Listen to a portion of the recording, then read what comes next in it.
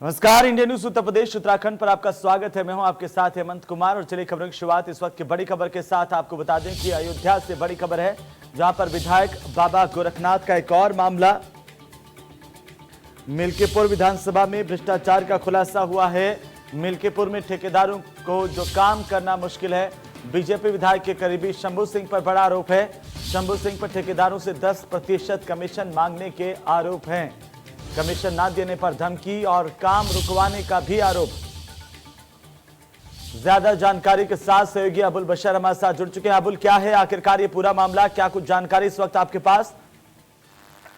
देखिए, चूंकि विधायक बाबा गोरखनाथ लगातार सुर्खियों में रहे हैं, तमाम आरोप इनके ऊपर लगातार लगते रहे हैं और एक बार फिर ये नया मामला सामने आया है, जिसमें ठेकेदारों का आरोप है कि जब तक 10% कमीशन की बात नहीं हो जाती, जब तक कमीशन उन तक नहीं पहुंच जाता है, तब तक कोई भी ठेकेदार उनके विधानसभा में काम नहीं कर सकता।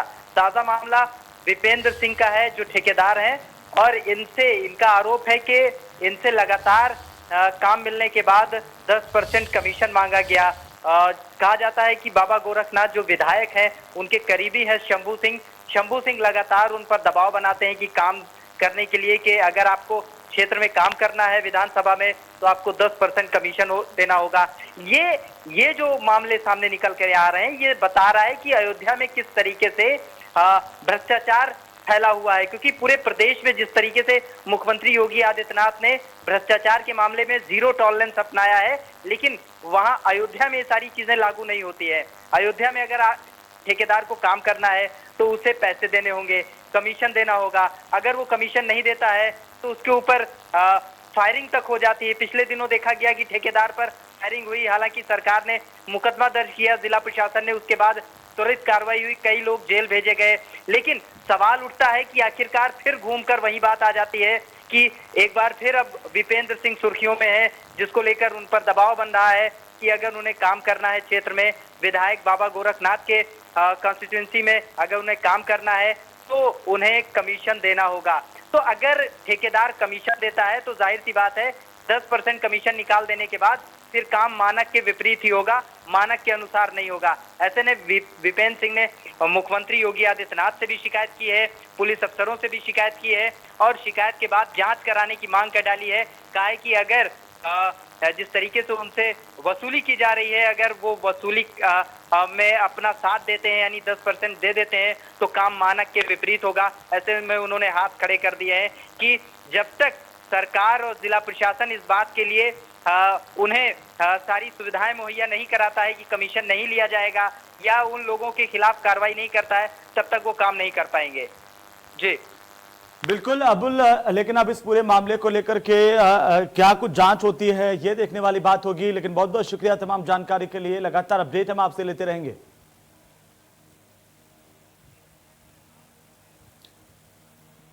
तो चलिए आगे बढ़ेंगे। यूपी सरकार में दबंगई के खिलाफ सुपर एक्शन में नजर आई है और सूबे में नई सियासत शुरू हो गई है। सीएम ने जहां दंगाइयों को दो टूक कह दिया है कि प्रदेश में अराजकता स्वीकार नहीं होगी, वहीं सार्वजनिक निजी संपत्ति को क्षति पहुंचाने पर वसूली होगी।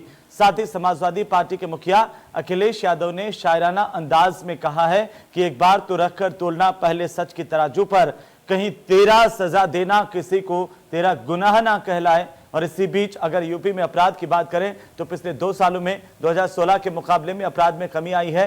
वहीं अगर बात इस साल के 7 महीने की करें तो अब तक डकैती के 38, लूट के 792, हत्या के 2032 और रेप के 1216 मामले सामने आ चुके हैं। इस बात से यह भी है कि उत्तर प्रदेश की पुलिस लगातार अपराधियों के खिलाफ ऑपरेशन क्लीन चला रही है।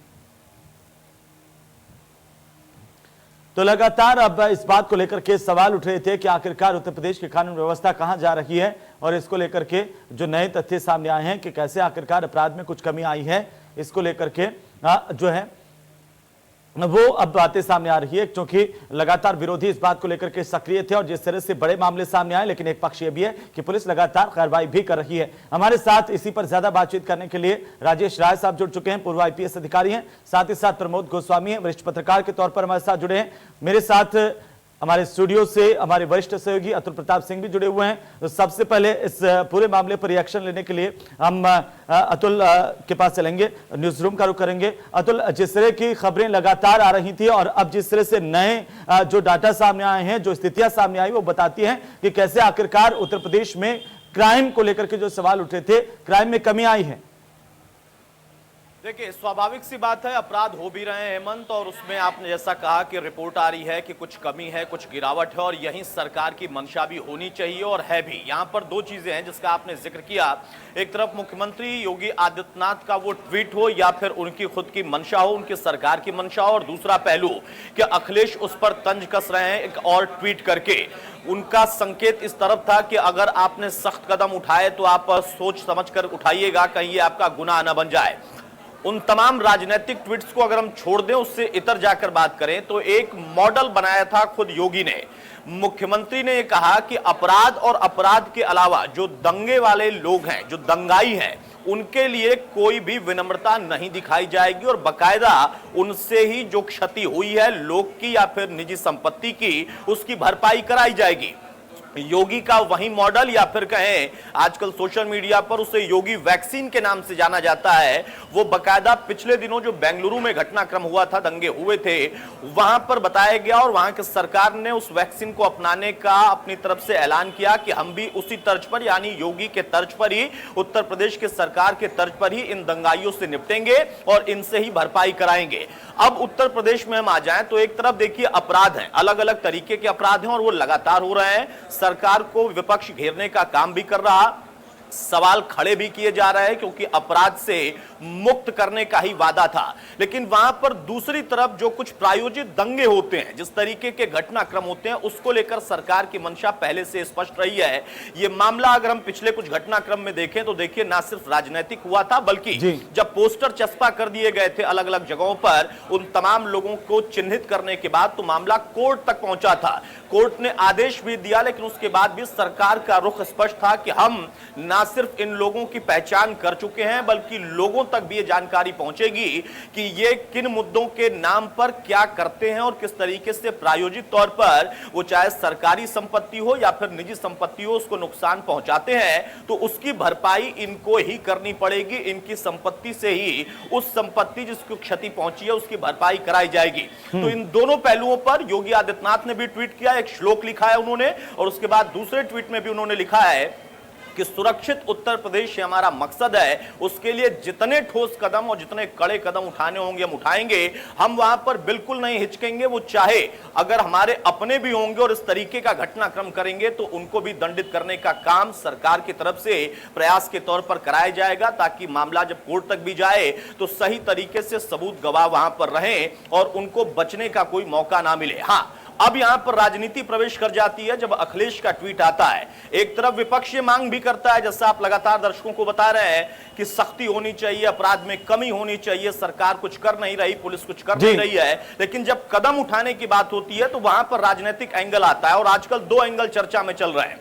एक ब्राह्मणवाद वाला मामला, ये खास तौर से जब विकास दुबे एनकाउंटर हुआ तब से उठा था मामला, वो एक अपराधी, लेकिन वहां पर ब्राह्मण कहा गया। और आजकल ये सबसे ज्यादा चर्चा में, और ताज्जुब की बात यह है कि ना सिर्फ विपक्ष बल्कि खुद बीजेपी के कुछ विधायक भी ये मांग करने लगे हैं। तो यहां पर राजनीति दोनों तरफ से अब शुरू हो गई है। उनके लिए पेंशन देने की बात, उनके लिए मूर्ति लगाने की बात, तमाम तरह की चीजें हैं। और उससे इतर है अपराध और अपराध के साथ प्रायोजित दंगे। लेकिन योगी ने स्पष्ट कर दिया है कि उनके रहते हुए और उनकी सरकार के रहते हुए इसमें कोई भी विनम्रता नहीं होगी, इसमें कोई भी तब्दीली नहीं होगी। सरकार का रुख साफ है, अगर कोई इस तरीके से प्रायोजित दंगा करता है, क्षति पहुंचाता है संपत्ति को, तो फिर उसकी भरपाई उसी को करनी भी पड़ेगी। बिल्कुल अतुल, मैं आपके पास वापस आता हूं, लेकिन प्रमोद जी चूंकि हमारे साथ लगातार बने हुए हैं। प्रमोद गोस्वामी जी, सबसे पहले तो स्वागत है आप सभी का कि यहां पर आप इंडिया न्यूज में जुड़े। लेकिन मौजूदा परिस्थितियां एक तरफ हैं और अतुल ने बहुत सारी स्थितियां साफ भी कर दी हैं कि किस तरह से उत्तर प्रदेश में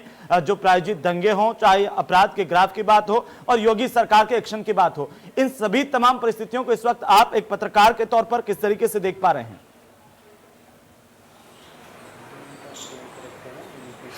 देखिए हेमंत जी, अतुल जी ने हर तथ्य को बड़ी बारीकी से चीजों को रखा। जहां तक मेरा मानना है, इस प्रदेश का दुर्भाग्य ये है कि यहाँ चाहे वो प्रदेश के विकास का मामला हो, चाहे अपराधों पर नियंत्रण करने का मामला हो, चाहे एनकाउंटर का मामला हो, अपराधियों को एलिमिनेट करने का मामला हो, उसमें राजनीति आड़े आ जाती है।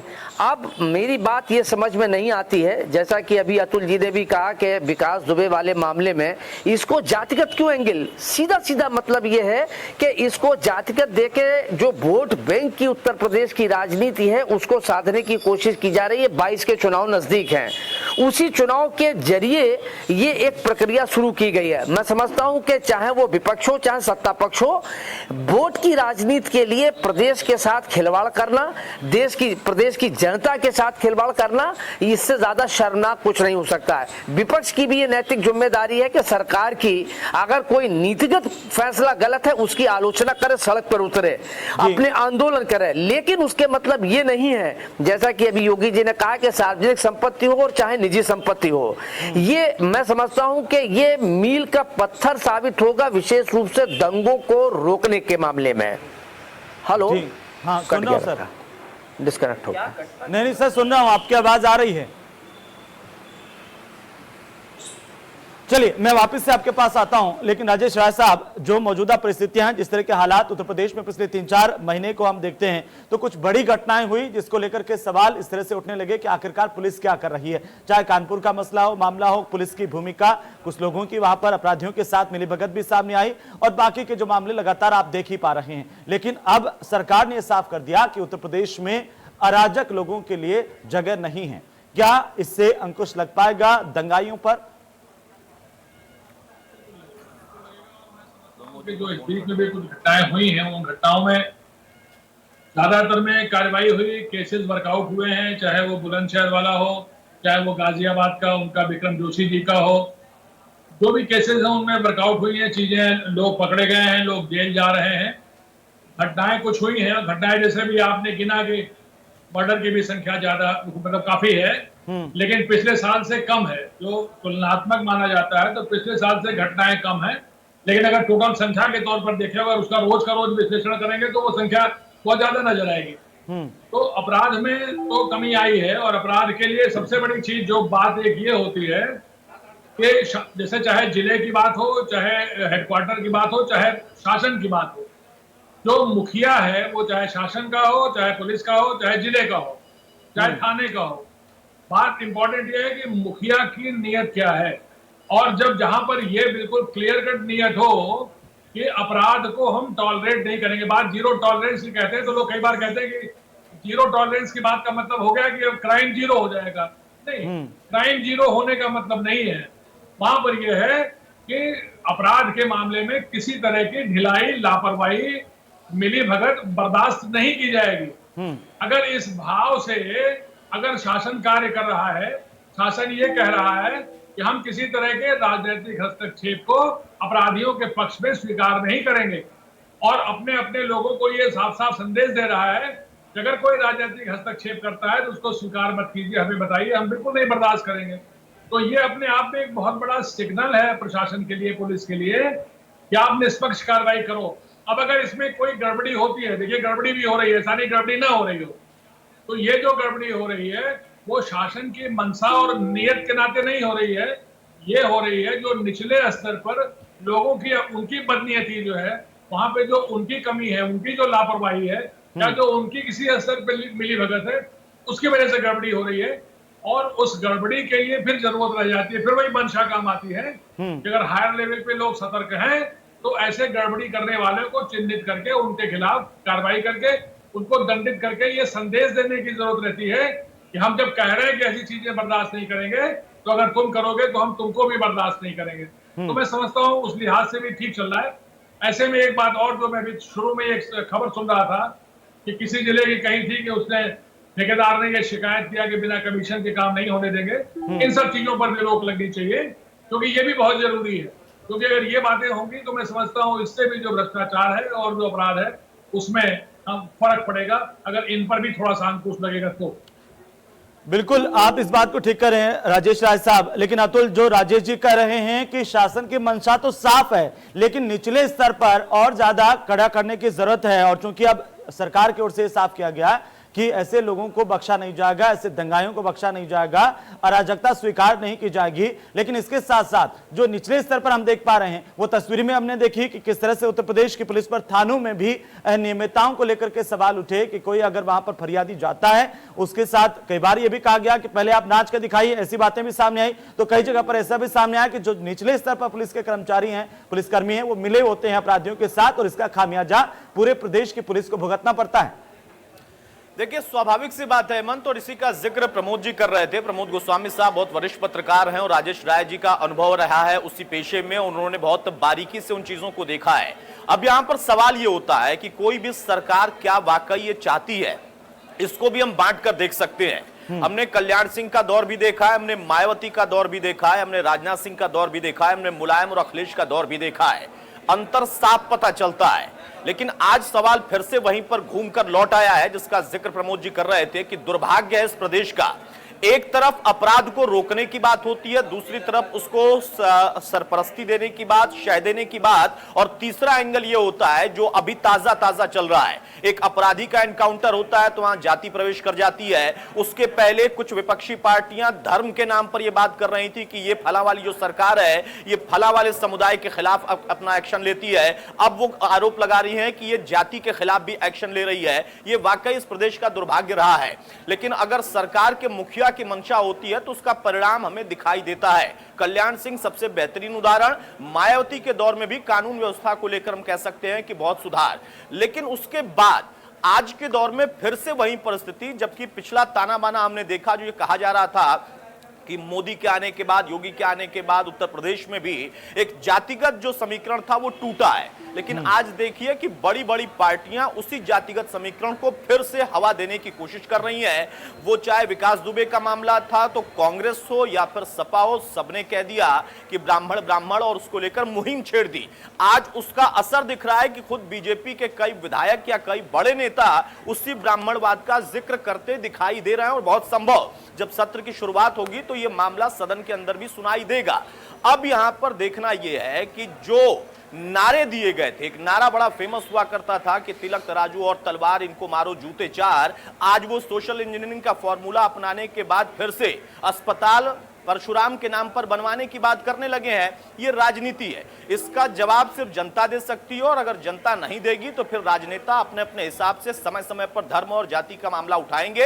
और आज भी वही हो रहा कि देखिए, एक तरफ मांग हो रही है कि राष्ट्रपति शासन तक लग जाए, मांग हो रही है कि सरकार को अपराध के खिलाफ और सख्त होना चाहिए, और जब सरकार सख्त होती है या अपने ही जो सिस्टम में खामियां हैं उसको दुरुस्त करने के लिए फैसले लेना शुरू करती है तो फिर वहां पर ट्वीट के जरिए या फिर बाइट के जरिए, बयान के जरिए या लेख के जरिए ये बात कही जाती है कि देखिए आप सतर्क रहिएगा, कहीं आप सख्ती दिखाएंगे तो ये अपनों के खिलाफ ही गुनाह ना हो जाए। जो ताजा उदाहरण समाजवादी पार्टी के मुखिया का है, इसको बारीकी से और समझा सकते हैं प्रमोद जी। हेमंत, बिल्कुल गोस्वामी साहब, आपने सुना अतुल जिस तरह से तीन बातों का जिक्र कर रहे थे, अलग अलग परिस्थितियां उन्होंने बताई और बेहतरीन तरीके से बताई। लेकिन और ज्यादा खुल करके अगर हम इन पर बात करें कि किस तरह से एक तरफ राजनीति है, दूसरी तरफ जाति के नाम पर है, और तीसरी तरफ एक तरफ शासन से कहा भी जाता है कि आप लगाम लगाइए, लेकिन जब शासन इस दिशा में पहल करता है तब वही राजनीति आड़े आ जाती है। वही राजनीति ये अवसर तलाशती है कि किस तरह से शासन की हर सही और गलत बात को लेकर के राजनीति की जाए। बिल्कुल हेमंत जी, अतुल जी ने जो कहा मैं पूरी तरीके से उनके इस तथ्यों से और उनके इस विचार से सहमत हूँ। देखिए, स्थिति ये है कि अगर आप इसको बारीकी से देखें तो मैं इसमें कहने में मुझे कोई संकोच नहीं कि राजनीतिक दलों ने उत्तर प्रदेश को, जो पहले के समय में कबीलाई संस्कृति हुआ करती थी, जातियों को कबीले में तब्दील कर दिया है कि ये ब्राह्मण का कबीला, ये ओबीसी का कबीला, ये मुस्लिम का कबीला, ये वैश्य का कबीला, ये ठाकुर का कबीला। ये दुर्भाग्य है। मैं यही बात कह रहा था, बीच में कट गया था, मैं यही कहना चाहता था। सवाल मैं ये समझता हूं कि जिस ढंग की प्रदेश में राजनीति की चलन शुरू हुआ है पिछले लगभग 2-2.5 दशकों से, जातिगत राजनीति को प्रमोट किया गया है, ये फिर से विकास दुबे के मामले को लेके जो ब्राह्मणों को के मन में ये कहने के लिए कि ये सरकार ठाकुरवादी है, ये सरकार ब्राह्मण विरोधी है। सवाल ये है, मैं ये कह रहा हूं कि ठीक है, मैं ये मान लूं शेख फॉर आर्गूमेंट कि ये सरकार ब्राह्मण विरोधी है या ठाकुर विरोधी है या आम लोगों के विरोधी है, तो उसके लिए लोकतंत्र में ये व्यवस्था है। लोकतंत्र में व्यवस्था है कि आप अपनी बात को रखिए, उसके लिए आंदोलन करिए, लेकिन उसके मतलब ये नहीं है कि आप बसों को तोड़ दें। इसके मतलब ये नहीं है कि सार्वजनिक संपत्तियों को नुकसान पहुंचाएं।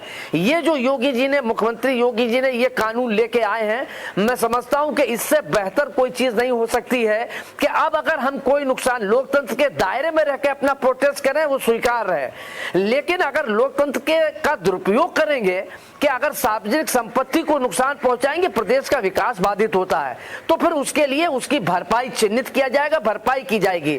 और शायद इसका ये उदाहरण है, मैं समझता हूं कि बंगलौर में जो अभी ये दंगा की स्थिति हुई है, वहां पर वहां की येदियुरप्पा सरकार ने कहा है कि हम उनकी भरपाई करेंगे। ये योगी सरकार की एक उपलब्धि मानता हूं और मैं समझता हूं कि अपराधों को नियंत्रण में रखने के लिए इससे बेहतर कोई तरीका नहीं हो सकता। आदमी के मन में डर रहेगा कि अगर हमने एक शीशा तोड़ेंगे तो हमारे घर का 1.5 शीशा का भरपाई कर ली जाएगी। तो इस पर एक प्रभावी अंकुश लगेगा और सभी राजनीतिक दलों को इसका समर्थन करना चाहिए। हाँ, अगर सरकार की कहीं कोई मंशा में, नियत में खोट है, उसका प्रोटेस्ट करें, उसके लिए विरोध करें, लेकिन एक दायरे में होना चाहिए। दूसरी एक चीज हेमंत जी, और मैं महत्वपूर्ण बात कहना चाहूंगा, दिक्कत यह है कि उत्तर प्रदेश में आखिर वजह क्या है कि अपराध नहीं कम हो पा रहे हैं, बावजूद इसके कि योगी सरकार ने, इसमें कोई दो राय नहीं, कहने में मुझे संकोच नहीं है कि जो संगठित अपराध था उस पर प्रभावी अंकुश लगा है। अगर आप उठा के देख ले तो संगठित अपराध कम हुए हैं, जमीनों के कब्जे कम हुए हैं। हाँ, बलात्कार की घटनाओं में कुछ इजाफा हुआ है, ये आपसी रंजिशों के मामले में उसमें मर्डर भी हुए हैं, उसमें ये चीजें घटनाएं हुई हैं।